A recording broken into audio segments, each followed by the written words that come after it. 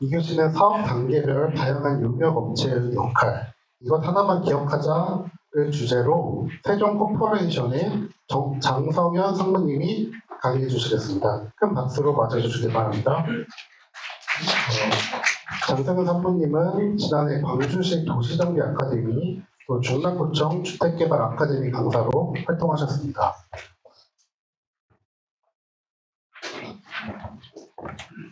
네, 안녕하십니까. 세종 코퍼레이션의 장성현 상무입니다. 반갑습니다. 네, 저희는 그 정비사업 전문관리업자로서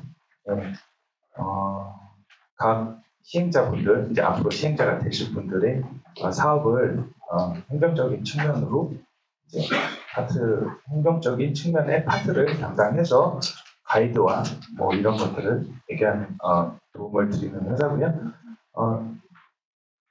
뒤에 정비사업 전문관리업자의 역할도 또 있기 때문에 설명을 드리겠습니다. 네, 수많은 재건축 업체들의 역할 이거 하나를 기억하세요. 이런 주제를 받고 제가 자료를 좀 만들었는데요. 저희 그 정비사업을 도시 및 주거환경 정비법에 따라 시행할 때 대부분은 소유주분들이 사업을 추진하시죠. 그 주체는 소유주분들이지만 소유주분들도 각 계에서 자기가 맡은 업무에서는 전문가들을 이시겠지만 정비사업, 그러니까 아파트를 짓는 이 일련의 과정들에 대한 전문가들은 따로 있고 그분들보다는 하기가 수월하지 않기 때문에 도정법 상에서 각계 전문가들을 선정을 해서 그 사람들과 함께 사업을 진행하라고 법에서 규정을 하고 있죠. 그래서 이런 멋진 아파트들이 지어지기 위해서는 한 30여 개 이상의 협력업체들을 선정을 해서 그 업체들과 함께 어떤 일련의 결정 과정을 거치고 관청의 인허가 과정을 거치면서 아파트를 짓게 됩니다. 그래서 시작할 때는 토지에 우리가 모든 소유주분들이 소유하고 계신 토지의 이용부터 시작을 해서 이렇게 아파트가 최종으로 건립이 돼서 입주할 때까지의 과정에 협력업체들을 어떻게 뽑고 또 어느 시점에서 뽑고 그런 부분에 대해서 좀 설명을 드리겠습니다. 목차를 보면은 협력업체 선정의 시기부터 좀 아셔야 될 것 같고요. 그 다음에 선정 규정은 어떤 규정에 따라서 뽑는지 그거에 대해서 좀 아셔야 될 것 같고, 그 다음에 협력업체 선정하는 방법에 대해서도 아셔야 될 것 같습니다. 그 다음에 아파트, 그러니까 아파트를 올리는 이 아파트를 건축을 완료하는데 업체들이 그 중에서도 뽑는 업체들 중에서도 선두그룹이 있어요. 그래서 이 선두그룹들을 뽑아 놓고 그거에 파생되는 여러 가지 업무들에 관한 또 전문 업체들을 뽑고 하는 일련의 과정이고, 선두그룹들은 이제 법에서도 총회에서 좀 선정할 수 있도록 정해져 있습니다. 워낙 그 위치가 중요하기 때문에. 그래서 시공사, 설계회사, 그 다음에 정비사업 전문관리업자, 감정평가업자는 총회에서 선정을 하도록 되어 있다는 거, 이 정도는 알고 계시면 좋을 것 같고요. 우선 협력업체 선정 시기부터 보겠습니다. 앞서서 안광수 변호사님께서 각 사업 시행자 지정 방식에 대해서 설명을 잘 해주셨는데요. 조합 시행 방식과 공공 시행 방식, 그다음에 지정 시행 방식, 지정 시행 방식은 시탁 방식이라고 일반적으로 생각하시면 되겠고요.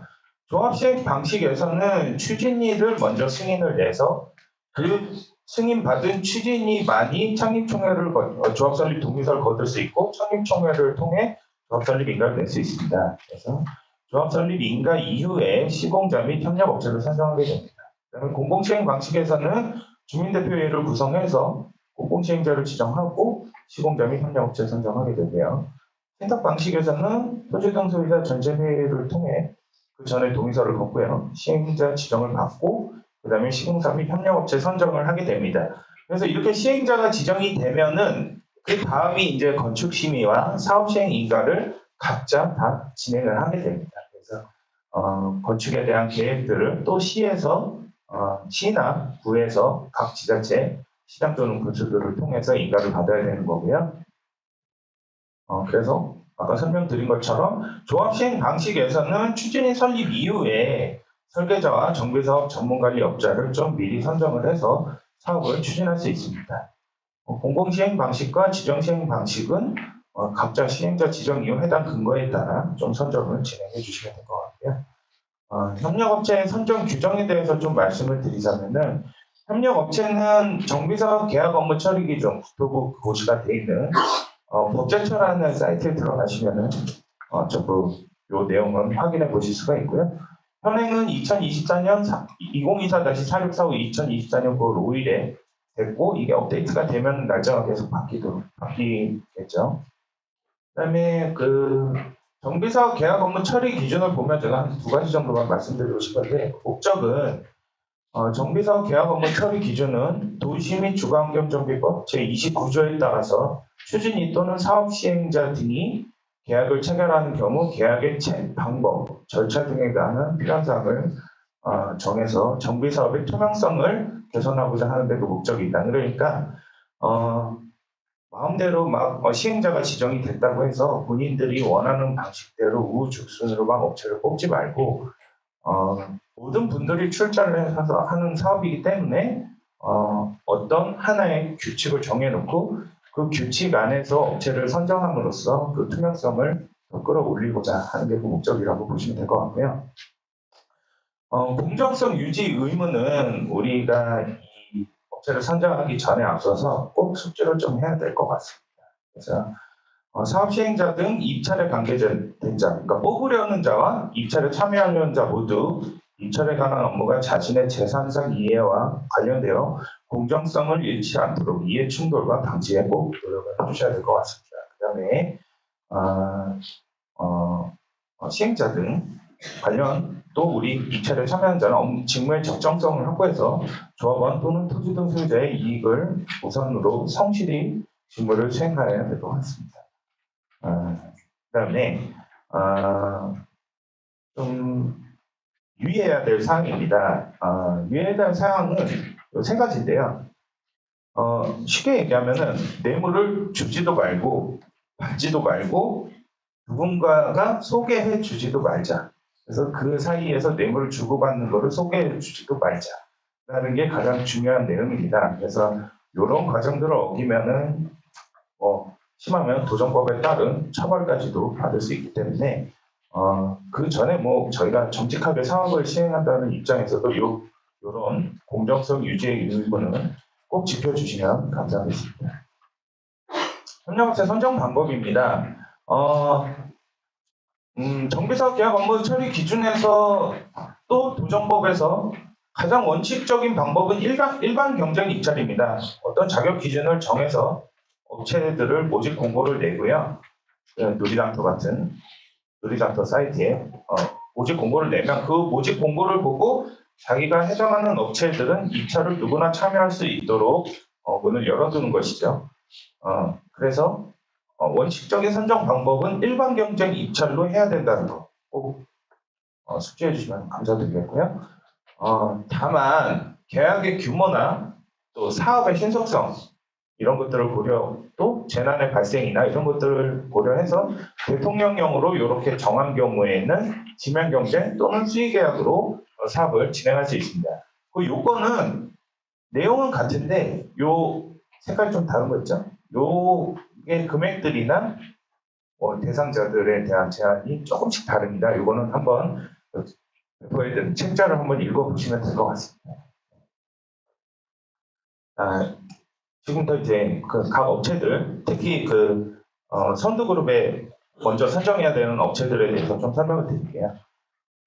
우선 시공사인데요. 시공사의 역할은 당연히 우리 아파트 단지의 모든 건축물들을 짓는 것이죠. 그래서 건축물들을 짓는 모든 일련의 과정의 담당을 시공사가 맡아서 진행을 하고 있습니다. 그래서 이 시공사의 공사비에 포함 영역들은 아파트 및 상가의 건축, 그리고 여러 가지 이런 아파트 관련된 시설들, 그 다음에 분양 관련 업무, 그 다음에 입주, 그 다음에 이게 CS가 이제 AS 센터 비슷한 거라고 생각하시면 됩니다. CS 운영 등 이런 것들이 있는데 공사비에 제외되는 품목들도 좀 있습니다. 기부 체납 시설이라는 거는 이제 정비 기반 시설을 얘기하는데요. 도로, 공원, 뭐 이런 시설들을 지을 때는 공사비 품목에 보통은 들어가지 않습니다.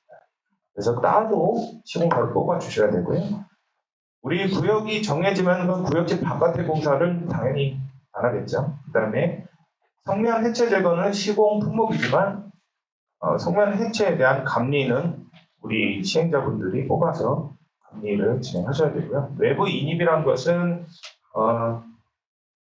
전기나 수도, 그다음에 도시가스 이런 것들이 이제 인입시설이에요. 그래서 우리 뭐 예를 들어 재건축으로 좀 말씀을 드리면 단지 내 인입시설을 전부 단선시키게 되죠. 그걸 다시 또 새로 짓고 나면 다시 연결을 시켜줘야 되거든요. 그런 공사를 인입공사라고 합니다. 그래서 외부에서 끌어오는 공사는 시공에서 제외되지만 내부에서 외부와 연결시키는 쪽은 시공에서 맡아서 하게 됩니다. 그다음에 뭐 조세나 이런 부분 품목들은 다 제외하도록 되어 있습니다. 그래서 시공사의 선정에는 서울에는 특별히 규정인데 특별히가 아니라 따로 또 규정이 되어 있는 서울시 공공지원 정비사업 시공자 선정 기준에 따라 선정을 하고요. 서울 이외 지역에서는 정비사업 계약 업무 처리 기준에 따라 선정을 합니다. 그래서 계약 업무 처리 기준을 보면 창미 업체 중 대의원회에서 6개 업체 이상을 총회 선정을 해야 되고요. 그 6개 미만직 모두 선정해야 됩니다. 총회에서 선정하는 방법은 조합원 과반수가 직접 출석을 해야 됩니다. 100명의 조합원이 있다면은 뭐 200명이라고 할게요. 200명의 조합원이 있다고 하면은 최소 101명 이상은 참석을 해야 시공사를 선정할 수 있다는 소리고요. 그 101명 중에 과반수 이상의 찬성으로 선정을 하는 겁니다.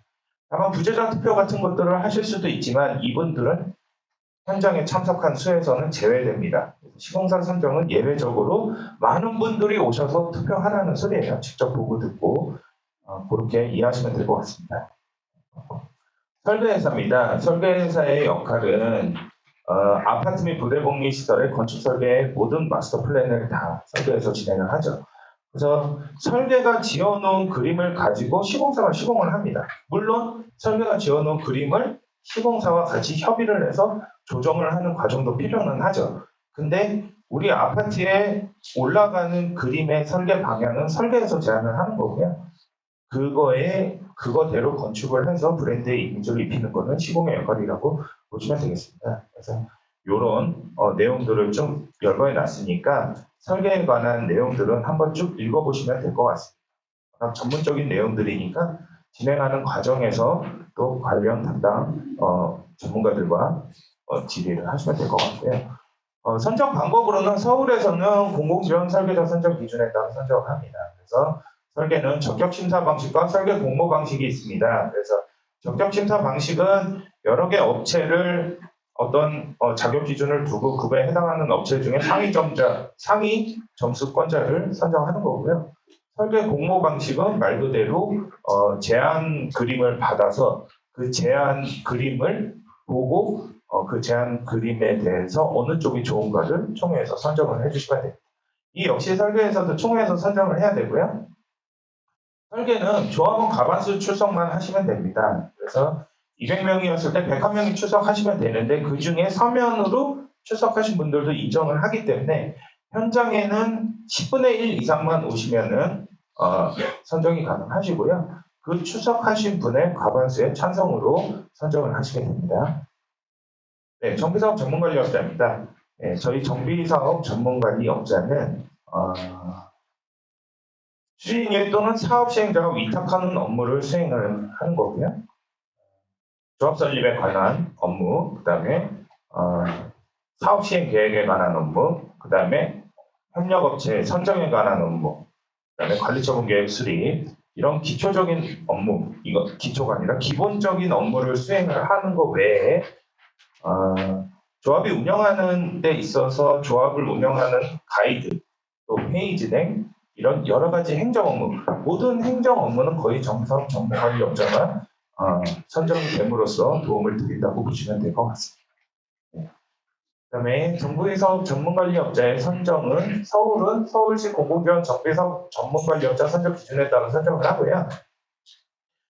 정비사업 전문관리업자는 앞서 보신 것과 같이 적격심사 방식이나 사업 제안서 방식 중에 하나로 선정을 합니다. 그래서 적격심사 방식은 앞서 말씀드린 것과 같이 점수표에 따라서 선정을 하는 거고요. 제안서 방식은 PT를 받아보고 이 사람들이 우리 현장에 대한 얼마나 그 중요도나 관심도 또 앞으로의 목표가 어떻게 되는지에 대한 것을 보고 선정을 하는 겁니다. 서울 이해 지역은 그냥 정비사업 계약 업무 처리 기준에 따라 선정을 합니다.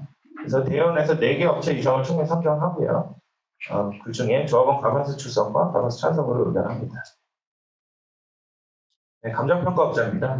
감정평가업자도 선정 방법은 대동소이한데 이것만 아시면 됩니다. 재개발은 2개 업체 모두 관청에서 선정을 합니다. 사실은 시장 또는 분수라고 하는데요. 좀 쉽게 관청이라고 표기를 할게요. 재건축은 한 개는 조합, 한 개는 관청 이렇게 선정을 합니다. 그래서 그 2개의 업체가 감정평가 금액을 2개 평균가를 내가지고 산술평균이라고 하죠. 평균가를 내서 그 금액으로 관리처분 계획을 수립하게 됩니다. 네. 그 다음에 감정평가업자의 역할은 추정분담금 산정, 종전자산평가, 종자산평가, 그 다음에 도로나 이런 새로 짓는 도로들에 대한 금액평가, 그 다음에 영업보상, 법인세, 그 다음에 기존의 도로들 평가, 그 다음에 초과일 관심, 지금 뭐 아직 법이 있으니까요. 그런 거에 대한 평가도 좀 진행을 합니다. 그 다음에 그 이외에 여러 가지 업체들 중에서 이제 조합이 운영을 하는데 필요한 업체와 또 구역 지정 업체가 있죠. 그래서 이 협력 업체들, 이 이하의 업체들은 전부 일방경쟁 입찰 방식으로 선정하고 조합 방식에서는 총회에서 정한 예상 범위 내 계약에서 대연회로 총회에서 위임을 해줬을 경우에는 사업의 일관성을 위해서 대연회에서 선정도 가능합니다. 그래서 도시계획 설계업체는 우리 구역 전체에 그 도시계획, 그러니까 토지는 얼마나 들어가고 뭐 아파트의 용적률은 얼마나 되고 그다음에 도로는 얼마나 되고 공원의 위치는 어디에 설정하고 뭐 이런 것들에 관한 것을 해당 지자체와 논의하면서 도시계획을 맞는 업체고요. 그 도시계획이 결정이 나야 그 위에 설계들이 그림을 그려서 아파트를 올릴 수가 있는 겁니다. 올리고 나서는 시공이 와서 거기에다 건축을 하는 것이고요. 근데 그 과정에서 여러 행정 업무들은 정비사업 전문관리업자가 진행을 하는 것이고 그렇게 업무가 진행되는 겁니다. 그다음에 조합을 운영하는데 기본 조합을 운영해야 되기 때문에 세무에게 그다음에 변호사분들 법적 시비가 걸릴 수 있으니까 그다음에 여러 등기 업무를 맡아서 법무사분들은 필수적으로 좀 뽑고 가셔야 될 것 같고요. 그다음에 기타 절차별로 선정해야 될 업체들 제가 좀 명칭만 좀 열거를 해봤습니다. 엄청 많죠. 그래서 해당 개발 현장 조건에 따라서 선정해야 되는 업체 및 시기가 다를 수 있기 때문에 그 우선순위로 선정한 설계, 정비, 시공, 도시계획 업체 등이랑 상의를 하셔서 업체들을 쭉 선정하셔야 됩니다. 근데 이 선정하는 업체들은 각 현장의 조건이나 상황에 따라서 선정해야 되는 업체가 있을 수도 있고 없을 수도 있고 그래요. 그래서 그렇기 때문에 이게 전문가들이 아닌 이상은 뭘 뽑고 뭘 안 뽑아야 되는지 잘 모르기 때문에 이 앞쪽에서 설계, 정비, 시공, 도시를 뽑는 거고요. 설계, 정비, 시공과 함께 논의를 하셔서 이런 업무들을 수행할 협력업체들을 쭉 뽑으시면 됩니다. 그래서 건축심의 이전에, 그러니까 건축심의 이전에는 아파트의 건립과 아파트 건립에 관한 허가를 받는 건축심의나 사업시행계획 인가를 받는 거에 관련된 업체들을 뽑는 거고요. 사업시행관리 인가 이전에 이거는 건축 관련 업체, 또 다른 행정이나 또 여러 가지 나머지 관련 업체들을 뽑는 거고요. 관리처분 때는 정비사업 전문관리업자가 주로 수행을 하기 때문에 관리처분은 정비사업 전문관리업자 위주로 하고 그 이후에 관리처분 이후에는 2주를 진행하죠. 그 2주 전에 뽑아야 될 업체들은 이런 업체들이 있습니다. 그 다음에 2주가 끝나고 나면 착공을 해야 되죠. 그 착공하기 전에도 이런 업체들을 뽑아서 착공에 대한 준비를 하게 됩니다.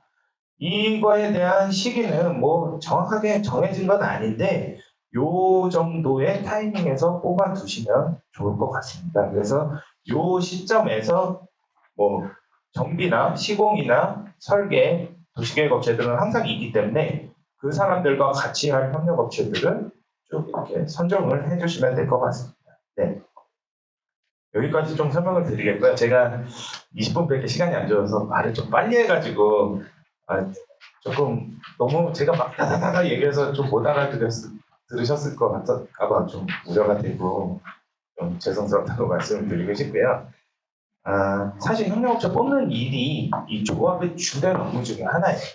네. 그렇기 때문에 앞서서 말씀드린 것처럼 우리 사업이 사실은 모든 소유주분들이 본인의 재산을 출자해서 하는 사업입니다. 그렇기 때문에 업체를 선정할 때 가장 중요한 건 투명성과 공정성입니다. 그래야 소유주분들이 그 어떤 의심이 없이 대표를 선정해 주신 대표단 분들을 믿고 사업이 추진되는 걸 보면서 기쁘게 바라보실 수가 있거든요. 그리고 또 그렇게 업체를 잘 뽑으면 그 업체들 간의 협력 관계가 엄청 잘 유지가 되면서 이 협력업체들 간의 가속이 막 일어나요. 그래서 그 협력업체들 간의 그 유연한 관계를 중간에서 계속 유지해 주시는 것도 우리 소유주분들의 역할이에요. 우리 소유주분들이 그렇게 역할을 해주셨을 때 사업이 훨씬 빠르게 진행될 수 있거든요. 그래서 딱 맞게 이거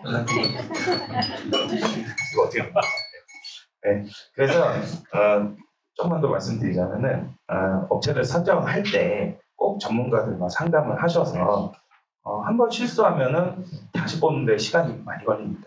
그래서 협력 그 전문가들과 상의를 하셔서 특히 변호사분들 꼭 상의를 하셔서 업체를 선정하시고 꼭 성공적인 사업을 모두 다 이루시기를 바라겠습니다. 네, 이상 마치겠습니다. 심도 깊은 발표해 주신 장세준 상무님께 감사의 말씀 드리겠습니다.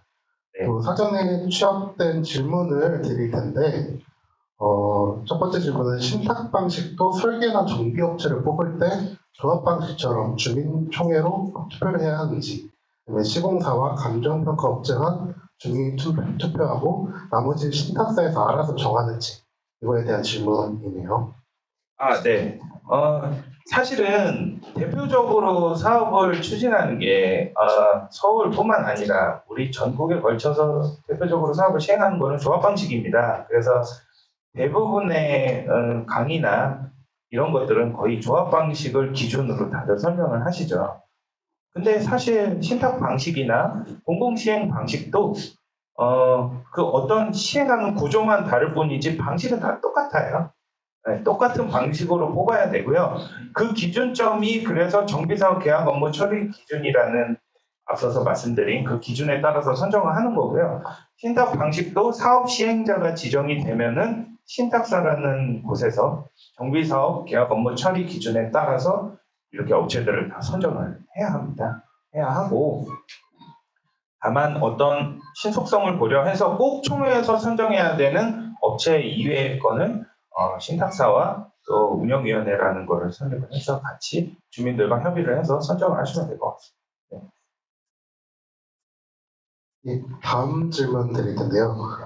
통합 재건축을 할 때 각 단지별로 감정평가 업체를 따로 선정해도 될까요? 이거 되게 민감한 질문인데요. 진짜 대답하기 어려워서 제가 고민을 엄청 많이 했어요. 근데 아무리 생각을 해도 이게 대답을 왜 정확하게는 말씀을 못 드리는 게 현장마다 어떻게 그 독립재산제를 시행할 것인지 이런 것들에 대해 사실은 우리 소유주분들도 서로 뭐 결정이 난 게 없는데 저희도 뭐 결정 난 게 없는 상황에서 이렇습니다라고 말씀드리기는 어려워요. 그래서 좀 일반적으로만 말씀을 드리겠습니다. 재개발은 아까 말씀드렸듯이 도정법 74조에 보시면은 재개발 사업은 시장 군수들이 선정 계약한 2인 이상의 감정평가업자를 지자체에서 선정을 하도록 되어 있습니다. 법으로 정해져 있죠. 그래서 이 두 개의 감정평가 법인이 산술평균한 금액으로 가격을 산정을 해요. 근데 이거를 독립재산제를 시행한다고 했을 때 2인 이상이기 때문에 2인 이상의 감정평가 업자는 뽑을 수가 있어요. 그 구에 요청하면 뽑아줄 수는 있겠죠.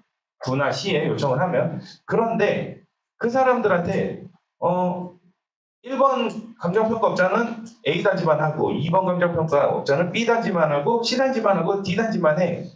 이렇게 하기에는 쉽지 않을 것 같아요. 네, 다만 그게 가능하지 않다는 얘기는 아니에요.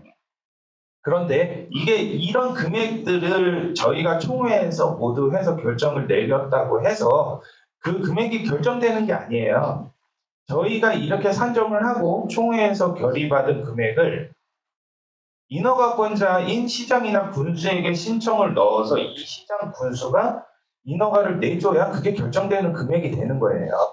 예, 그렇기 때문에 이 시장 군수 등과 사전에 협의를 하는 게 더 중요하다고 봅니다. 그러면 사전에 협의를 하려면 시나 구에 가서 어떻게 할까요? 하고 물어보면은 어떻게 하라고 이렇게 답변밖에 안 올 것 같아요. 그죠? 그래서 우리 소유주 여러분들이 어떤 방향으로 협의를 봐가지고 평가를 내리겠다는 걸 사전 협의를 하셔가지고 그 사전 협의한 금액이 그 해당 변호사나 이런 분들을 뽑으실 거 아니에요? 그리고 정비사업 전문 권력자 뭐 이런 분들과 같이 상의를 하셔서 이게 합당한 방법이냐를 논의하신 다음에 그 결정 내린 거를 구나 시에 가가지고 이렇게 해도 되겠느냐라고 여쭤보셨을 때 그 시에서도 인허가 전에 그런 사전 질의에 대해서 고민을 하고 가능하다고 하면 시행하시면 되는 거예요. 근데 그 일련의 과정들을 한 번에 이렇게 말씀을 드리기는 어렵고 또 문서로 말씀드리기가 어려워서 이렇게 좀 써왔는데 그렇게 진행을 하시면 될 것 같습니다. 그래서 예를 들어서 단지가 3개면은 각 단지별로 상승 평균이 다 나와야 되잖아요. 그러면 뭐 6개를 뽑아야 되나? 지금 그게 좀 굉장히 난해한 문제예요. 그리고 사실은 감정평가는 산술 평균을 하기 때문에 상점과 하점이 있다고 하더라도 결국에는 평균 수치로 수렴이 되거든요. 그리고 오차 범위가 그렇게 크게 평가액이 나오질 않아요. 왜냐하면 개개인이 재산이기 때문에 그걸 막 20%씩 차이 나게 하진 않을 거 아니에요.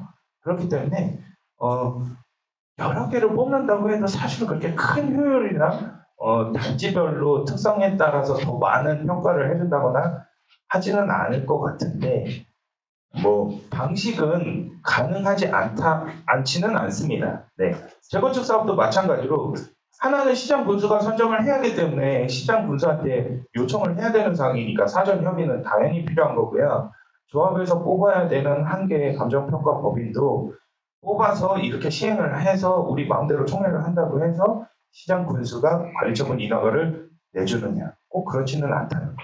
그래서 꼭 해당 관청과 협의를 하시고 전문가들과 협의를 하셔서 이걸 진행을 하시면 될 것 같습니다.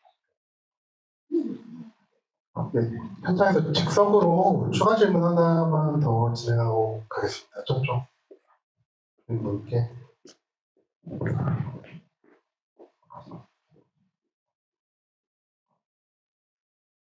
귀한 시간 내주셔서 감사드립니다. 그 조합 시행 방식이 아니고 공공 시행 방식이나 지정 시행 방식을 했을 때 그 시공자나 협력업체를 선정할 때 공공 시행자가 선정하고 지정 시행자가 선정하지 않습니까? 소지자들에 대한 의사나 실행 다른 어떤 표현들을 표현하는 방법이 없지 않습니까? 선정할 때 아니면은 협약을 맺을 때 그걸 포함시킬 수가 있나요? 네, 그 협약서를 작성할 때 그 협약서를 작성하시는 게 되게 그러니까 공공 방식은 협약서, 그다음에 뭐 시행자 지정 방식은 신탁 방식은 시행 규정 그런 것들을 안에 내용들을 좀 넣어두시는 게 중요하고요. 그다음에 사실은 도시 및 주거환경정비법 상에 보면은 정비사업 전문관리업자 등 그러니까 비용을 수반하는 것은 정부 총회에서 선정하도록 돼 있어요. 그 총회에서 선정을 해야 되고 또 총회 그 주민들의 의견을 하는 토지 등 소유자 회의 전체 회의에서 선정을 하도록 돼 있기 때문에 그러니까 지금 우려하시는 거는 사실은 신탁사나 아니면은 뭐 공공 시행자가 주민들의 의견과 다르게 업체를 막 뽑아버려서 이런 마찰에 대해 우려가 된다는 지적을 해주신 것 같은데 그런 우려는 사실 많지는 않아요. 소유주분들도 유심히 지켜보시고 또 다른 기구가 주민협의체라는 기구가 있죠. 공공시행 방식은. 그 다음에 신탁방식 운영위원회라는 게 또 따로 기구가 있습니다. 그 기구에서 그 대표분들이 조합의 역할을 수행하시는 분들이 그렇게 하지는 않으시고 주민들의 의견을 다 취합을 해서 각 시행자와 같이 업체를 선정하신다고 보시면 됩니다. 네. 또 다른 질문 있으실까요? 네, 없으시면 이제 다음 교시로 넘어가겠습니다. 죄송하지만 지금 시간 관계상 예. 다음 교시로 이렇게 넘어가고 추가 질의는 아까 말씀드린 것처럼 카페를 이용해서 추가 질의 주시면 감사합니다.